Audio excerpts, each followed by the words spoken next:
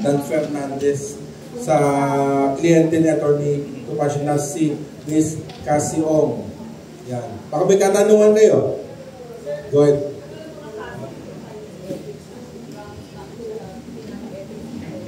Well, in general, the members of the House of Representatives are bound by a code of conduct that says that a member shall act at all times in a manner that shall reflect creditably on the House.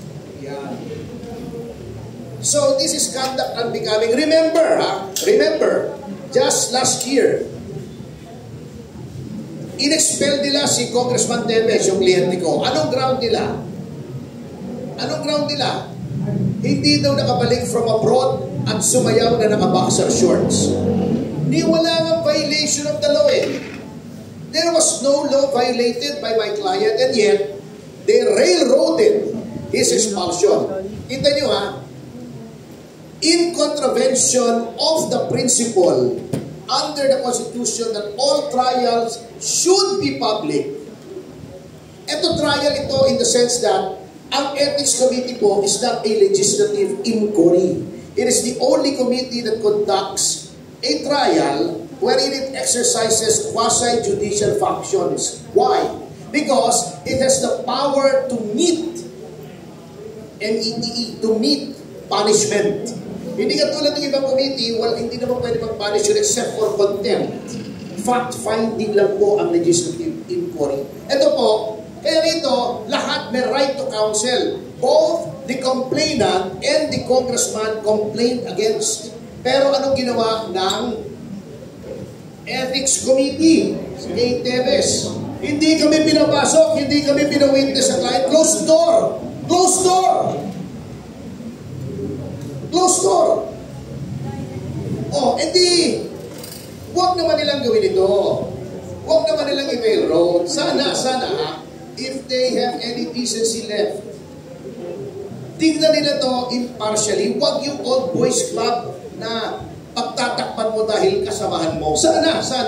But I am hopeful, but only to a certain extent. Kasi seeing how Congress has acted in the past few months since the new administration. Can you imagine sumayaw sa social media ng naka-boxer shorts?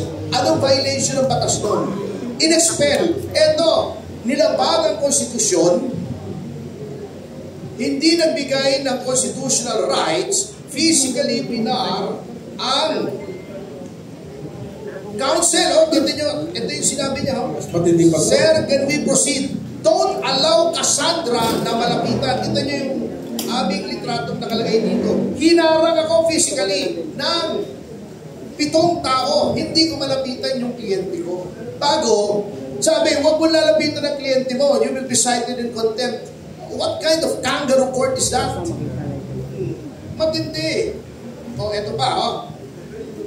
Eto pa sinabi, ito yan. Ayan ang litrato. Hinarang, physically. Hawakan niyo po. Pakinan natin sa kanya.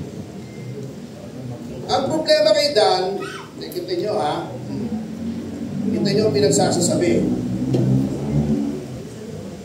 I'm doing this hindi dahil gusto ko maghigante, etc. Ngunit, I have to fight for constitutional rights and to uphold the dignity of the profession. Ito si Dan Fernandez. Oh. Sabi niya, ito, verbatim quote to. Papaagbaiksi lang po ito. Please bear with me. Sabi niya, we are giving you the opportunity. The fastest way. He was addressing my client. Here kasi in aid of legislation kami. But of course, certain lawyers know law firm. Siyempre gusto nila mahabang proseso sa korte, di ba? You know that. Because ano yan, may bayad ng lawyers eh, di ba? I want to give Miss Cassandra Lidis Republic Act 6981 para for her to contemplate while she is in our custody. Kasi, basahin mo mabuti to. We are helping you. Huwag kang maniwala sa lawyer mo. I mean, let's face it. They want to prolong your cases. Why? Of course, we know that.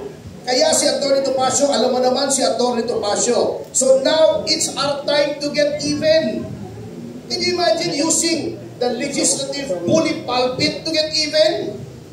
pahapain niya ng kaso para makuha niya lahat ng pera mo. That's why I challenged him and I challenge him again. Dan, huwag kang magtago dyan sa likod ng parliamentary privilege. Ulitin mo yung sinabi mo rito. Ulitin mo sa harapan ko. Tignan natin kung ano mangyayari.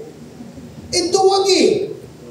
Ayaw magsalita pagka sa labas, nagtatago doon sa privilege niya. O, I challenge him again. Dan, harapan. Sige, sabihin mo sa harap ko yan. Huwag ka namang matakot sa akin, liit-liit ko, may problema pa yung tuhod ko. Pero, ulitin mo sa harap ko. Huwag yung nagtatago ka dyan, tapang-tapang mo pag nasa kongreso ka eh. Ayan, inako na ni Atty. Topacio.